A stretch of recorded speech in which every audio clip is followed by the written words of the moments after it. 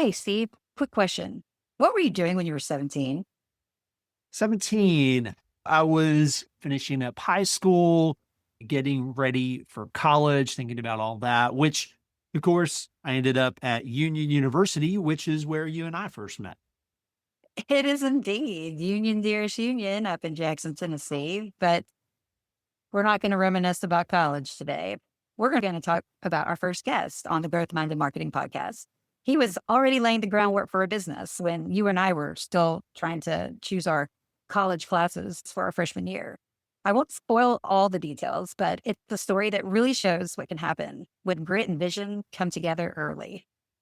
Steve, you and I talk a lot about what it takes to scale a company: clarity, courage, and a whole lot of resilience. But today, you're bringing us a guest who embodies all of that in a totally different way. Yes, I'm really excited about today's episode. I sat down with David Perdue recently. He's the founder and owner of Greenview Landscape Services, which is located here in Memphis. And David's story is really inspiring. It's not because he's been in business for 30 years, but it's because he started all of it in high school just a few years ago. Wait, he started a landscaping business as a teenager? Yeah, yeah, that's right. And it wasn't just mowing lawns. He was raking leaves after school. He's quoting jobs with a flashlight. In one case, he was negotiating trading mulch work for a mower. He was operating as a scrappy startup CEO even before he graduated high school. Well, that's incredible. And now, 6 years later, he's got a 26-person team, commercial contracts, and he's leading his company with purpose. You know what I love? His mission. And that's to beautify the city and help others grow. That's so simple, but so powerful here, especially in Memphis. Exactly. And one of the things that really stands out to me and why I want other CEOs to hear this conversation is David's drive. And he doesn't just work hard, but he's also seeking counsel and wisdom. David has surrounded himself with coaches, mentors, with peer groups. He's only 24, but his leadership maturity is well beyond his years. And that's the growth mindset we talk about all the time. If you're a CEO wondering how to build something lasting, how to level up your leadership, or how to lead a team with clarity, David's story is going to really inspire you. So here is our first ever CEO feature interview on the Growth Minded Marketing Podcast. My conversation with David Perdue.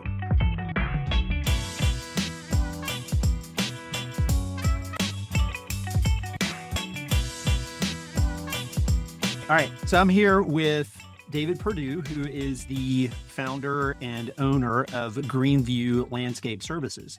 And so, David, I'm excited to have you here on the podcast. You and I have known each other for, oh goodness, probably at least 5 years. We Yeah. met in Vistage. And so, man, you've got a fantastic story. Why don't you tell everybody a little bit about what your company does? And then I would love for you to walk through how you even got your business started when you were still in high school. Yeah, absolutely. Thanks for having me on the show, Steve. I'm excited to do this. Hey, everybody. I'm David Perdue with Greenview Landscape, and I started my company, Greenview Landscape, back in 2019. Prior to that, I worked for a lawn care company in 2017, 2018.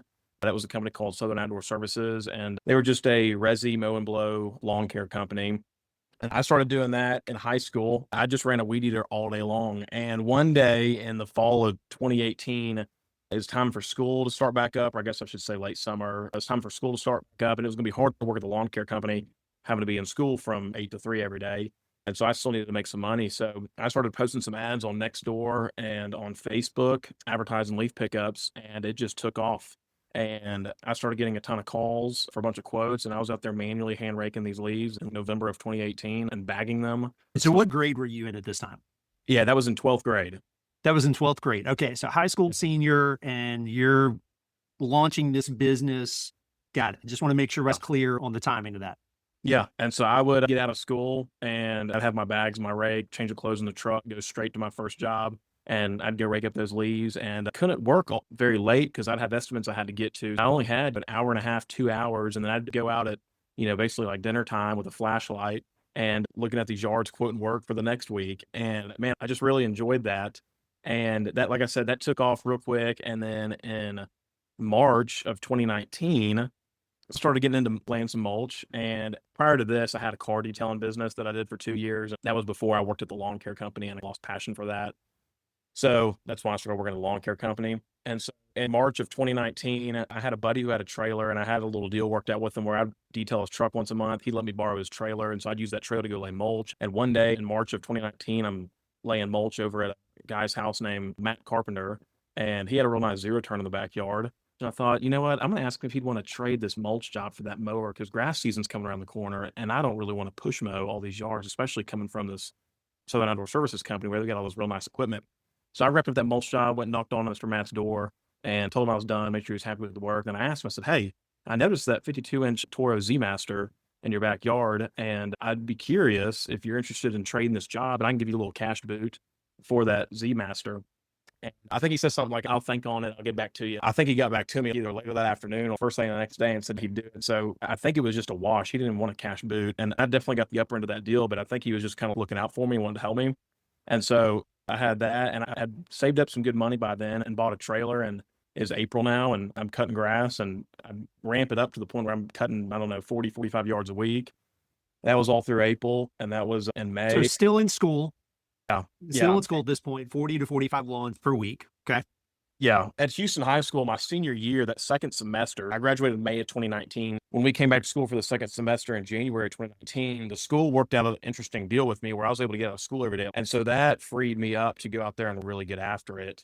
And I was super appreciative for that. That's how I was able to squeeze all that in. But it was working 7 days a week, and it was working hard. And there's definitely a lot of lessons that I learned in that time. One of those was like what it really is to get out there and roll your sleeves up and scrap. And so I did that, graduated. So, David, to give context here, you're how old now? I'm 18. Did you like today? Oh, today. 24. Okay. So you've been doing this 6 years. And it's like May 2019 at this point, and graduation's 2-3 weeks away. And my parents are still going through this divorce, and my mom's working like crazy. My sister's working a ton. I'm working a ton. And so nobody was there to really sit there and say, hey, do you want to go check out UT this weekend? Or, hey, do you want to go check out State this weekend? And I just kind of looked up. Graduation was 2 weeks away, and my grades didn't look very good, but I was very confident in what I was doing. And I didn't necessarily have a lot of knowledge or like wisdom, but I was very confident in my work ethic, and I was willing to bet on that. And so I graduated, and right out of the gate, and 2019 just went into this thing full time, and it just flourished right after we graduated. And we just got blessed with just so much opportunity, so much work. And I think the Lord just continued to put me in the right place at the right time, like way more than I deserve. So that was what it looked like getting started. And in 2024, we shifted over to more of a commercial focus. We have a maintenance division that does like your 12-month annual contracts where we cut the grass on a regular basis, do your leaves on a regular basis in the wintertime, do your mulch, do all your shrub trimming, your seasonal color, irrigation, your lawn spray. And then we have an install division. So we work for like some general contractors, developers, property owners. When they go and build a new facility, they'll hire us to go and install the landscape and irrigation. So in 2024, we decided to start really pursuing that heavily, and we'll still do some residential projects to this day, but overall our maintenance, that's 100% focused on commercial nowadays. Coming out of the gate in high school, I think I had 3 or 4 buddies working for me. Now we've got about 26 employees, and we've got an office staff of 4 here, and it's great. I see your trucks out and about, and when they're working at different facilities and churches and whatnot. So I know you guys have done some fairly significant projects. There's some places in Memphis that people would recognize. What have been some of the projects that over the last 12 months that you would say that you are really proud of and excited that your team was able to work on? Yeah, one was last summer, getting to re-landscape the Germantown Police Department and the courthouse. That was pretty cool. We worked on that for a while. There was another one. This was quite a unique project, but the Crescent Center, which is a flagship building here in Memphis, we redid the interior landscape into the interior lobby of the building, and it was all faux plants. That was very unique, but very prominent building. And then I'm trying to think of, we've got to do quite a few like Vesta houses. Those have been smaller, but really high end, really custom. And I'm sure there's some other commercial ones. I just can't think of them right now. Yeah, no, those are great. I know you did a big project out at Wolf Chase. I think I remember you showing that Vistage group. And one of the things that I've got to imagine has been a challenge for you is your youth. You're young and you're in a business where there's a lot of competition. So, two-part question. How big of a challenge has that been for you as you've been growing the company? But then two, how have you overcome and dealt with that challenge? Certainly. Good question. I would say like a lot of the people that I want to work for and the people that I want to work with, they appreciate the youth. I think the hunger and the hard work. I've definitely been in rooms where it's been viewed as like inexperience or maybe financially unstable to take on a project of such size. And that was certainly tough. My business coach told me something a while ago. It was something along the lines of you don't need to judge people based on their age. You need to judge them based on their responsibility. It's not based on their age, but based on the responsibility that they have in their current given state of life. And my grades were always really bad in high school. And I feel like kind of the odds are always stacked against me. When I get into a situation where somebody's like doubting me, I think it really fires me up even more. And I want to be like, all right, watch. And there's maybe a little dose of cockiness to that. It'll make me get up and work hard. I really think there's a big project that we closed on last year out there at Schilling Farms in Carrierville. I told our client, I was like, look, I'm going to work harder for you than anybody else will. And that's what I tell my employees. The reason why you should come work here is because I work harder for you to be successful more than anybody else. And I'm very confident. I think that we do really good work and our team is incredible. Besides, I've got a lot of really experienced guys that work here, but I've been blessed with some great personnel. So yeah, I do own it, but there's guys with way more experience in this stuff that are working here and helping run the ship than just me. It wasn't like that right out of the gate in high school. But I think when we were starting out doing the residential stuff, I think that youth worked to my advantage on the residential side. Now on the commercial side, it's definitely viewed as more inexperienced. I think I've definitely had to do a lot to be ahead of my years. I'm 24, but I want to say my life experience is probably the equivalent of a 35-year-old, one that's definitely not married and no kids, but everything else. You can't really teach what you haven't developed. And one thing that I learned a while ago is if I want to get some good talent in here in this company, like I'm going to have to learn a lot and I'm going to have to grow a lot in wisdom in order for these people to want to work under my leadership. And if I don't really start learning how to lead people and coach people and develop all these skills, it's going to be hard to attract good talent because how am I going to be able to help them grow? Why would they want to submit to my leadership? Like with my business coach and Vistage, and whether it's books, podcasts, industry specific peer groups, all kinds of different advisors in the company, you name it. I feel like I've really poured into a ton over the years by guys that are way older, and it's been a huge help to everything. I love what you said a moment ago about you can't teach what you haven't developed. And that's one of the things that I've seen in you. And it's one of the things I love about having this conversation with somebody that I know and have interacted with, but you have an incredibly strong drive. I would say healthy ambition, hunger to grow the business, to get out and hustle and do what needs to be done. And that's coupled with a humility where you are willing to ask for input. You can't be in Vistage for long without somebody giving you some honest, hard feedback. And you mentioned working with a business coach. So I think that's incredibly important for people to note as well, that you've been very intentional about seeking wisdom from others. Yeah. Yeah, absolutely. And I would say the word humility boiled down to a behavior basis is just the willingness to admit that there's a better way to doing something the way that I'm doing it right now. And when I came out of the gate, high school, I had no idea what I was getting myself into. No idea. And there's still points to this day where it feels like that sometimes. And I feel like I've seen too many guys where they think they've got it all together and they act like everything's perfect. And I see what kind of outcome they arrive at after having that mindset for a while. And I don't ever want to go down that path. There's no need to. Even some of the best operators that I know, it looks like they have it all figured out, but they're getting poured into by somebody else. Yeah. Yeah. That's a good, healthy perspective to have. And that recognition of we don't always know what we don't know. And even when we do think we know something, sometimes there's a better way. So I do want to shift gears here because since this is ultimately marketing and business growth podcast, you've grown your business. Like you said, you have 26 people now on your team and you started out with a handful of high school buddies. So You've experienced a lot of growth, not only in terms of your team, but also your revenue. So I'm going to ask you this question from the perspective of you giving some thoughts and maybe some of the things that you've learned to other CEOs, other business owners who are trying to grow their businesses. What are some of the principles that you've learned in growing your business? Maybe what are some things that have worked really well? And if there's something that didn't work, What was that? Yeah, I think people spend too much time getting ready to get ready, and they don't just go and act on it. I see a lot of it where you want to perfect the idea and then execute on it. I've always just been rolled with the MO of, hey, let's just get a rough draft going. Let's implement it. Let's start doing it. And we're going to perfect it along the way. And we're going to monitor it closely. And so just really moving quick and being decisive.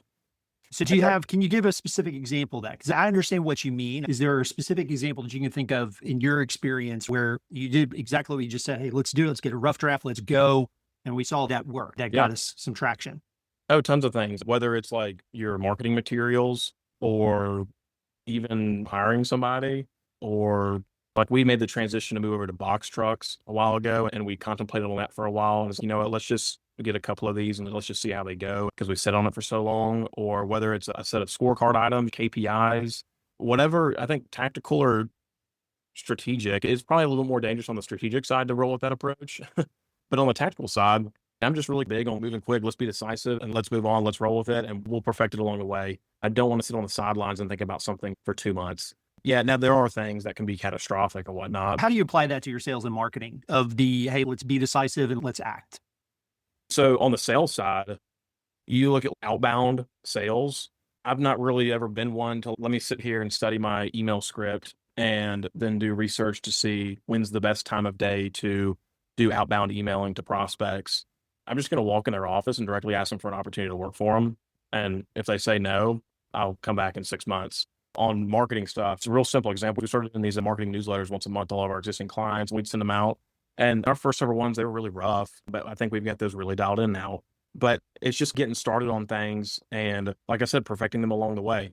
One of the things that I love about your approach is it just based on some of the conversations that you and I have had previously, you bring a lot of courage to the sales process. And what I mean by that is you've set your sights on some pretty prominent companies and some big companies that you wanted to work with. And you didn't let that slow you down. You weren't intimidated by that. And so that principle that you just said of taking action, don't just over plan. I'm a strategy guy. I agree with you 100% that there's a time and place for planning, and then there's a time to actually do something with it, not just wait until it's perfect. Absolutely. I think like on the sales side, depending on the organization that we're calling on, I could be dealing with the lowest man on the totem pole, or I could be dealing with the CEO or the founder and chairman, whatever. To me, it doesn't really, it's different, but it's not intimidating, if you will. I really think that we do a great job. I'm really bought into our mission of helping beautify the city of Memphis and help others grow.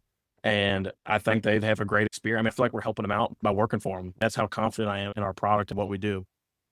We make errors from time to time, but that's going to happen. But it's what you do when you make the mistakes. That's where you really build the rapport. You just mentioned that you have a lot of confidence in what you guys can do, and that correlates to a very strong belief in your company's mission, which I think is critical. Because if somebody's trying to sell something that they don't believe in, it's just a product, it's just a widget, that becomes harder to sell, at least for a lot of us. So just give a quick overview. What is your mission and how does that drive your business?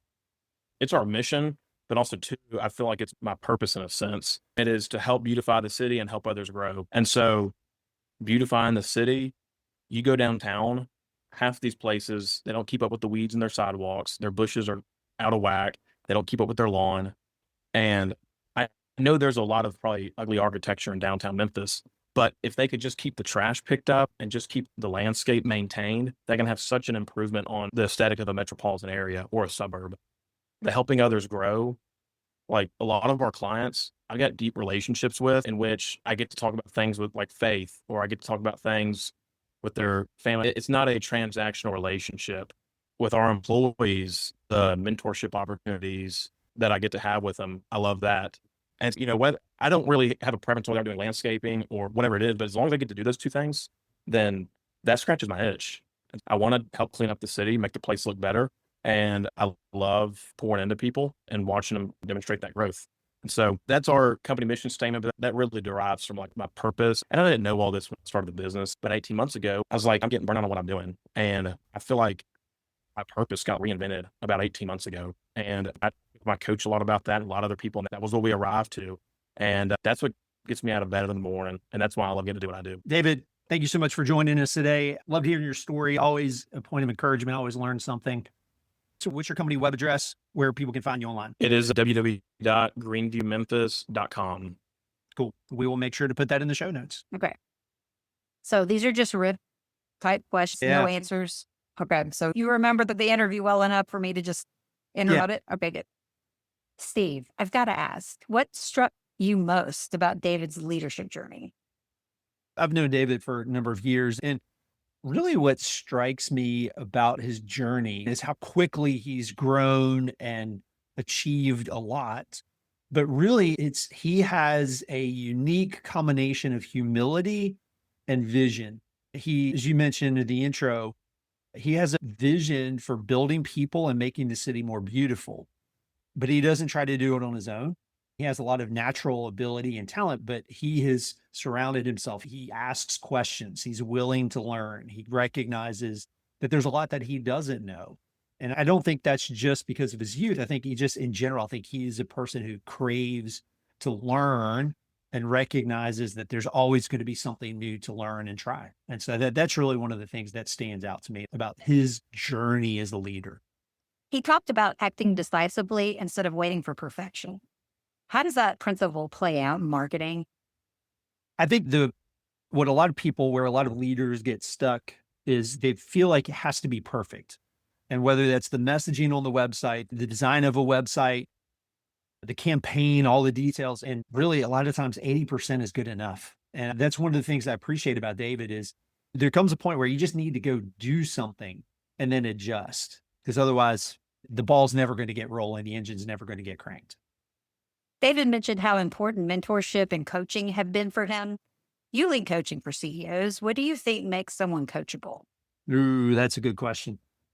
I would say it starts with humility, and in the sense that it's someone who recognizes they don't have all the answers and they're willing to try new things. It's the CEO, it's the marketing manager who feels like they know everything that needs to be done and is unwilling to receive feedback. That person's not coachable. It's the person who's willing to receive that feedback, willing to make changes, willing to hear new ideas, and willing to change their mind if they recognize that somebody else's idea or principle would be better suited for what they need. One thing I loved was his ability to connect business growth with purpose. How can other CEOs clarify their purpose the way David has? That's a very personal journey, especially for a founder, because when you have birthed a company in essence and built it up, the company is a reflection of you.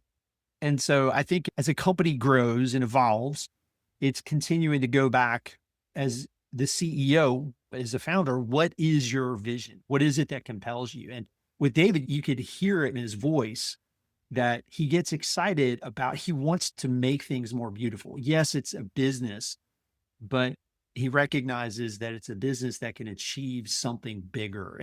He recognizes that he has the ability to build people. I know he didn't talk about this on the podcast, but I know he's been very intentional about creating training and learning resources for his team members. And so he's pouring a lot into developing them, both in the business, but also in their personal lives. So I think that's just continually reflecting on what is it that's driving you. And let me give you a quick example. Years ago, I was a Chick-fil-A owner operator. And one of the things that I heard one of the leaders talk about at one point was really Chick-fil-A is in the people business. They just happen to sell chicken sandwiches. And so keeping that type of perspective in mind. And finally, as a marketing guy, what lessons should CEOs take away from how David approaches sales and marketing, especially that courage to just walk in and ask for the job? So I think there's a couple of things there. One is, who's your audience? Who are you trying to go after? And David has a clear sense of who his target audience is. They have a list of companies that they're trying to do business with. And he's not afraid to then go in and ask for the business, have conversations. So there's clarity of who your audience is. And then what's the value that you bring? Can you clearly communicate how you're different from your competitors in a way that your prospect, that your buyer understands? Skip all the jargon, skip the fluff. Marketers can be really guilty of being really clever and it sounds really good, but nobody knows what the heck it means. And then, as we were just talking about, there's a time where you just need to go. You just need to launch something. You need to go prospect. You need to go have a conversation. You need to put that content on your website. No, Angelari, I've worked with a lot of business owners and CEOs, and David's story is a great reminder that you don't need decades of experience to lead with vision. You need clarity, you need grit, a willingness to grow, and humility certainly doesn't hurt. Yes. And I think CEOs listening today can take a page from David's playbook. Don't wait until it's perfect. Just get started. Whether it's building your team, shifting your strategy, or updating your marketing, action creates momentum.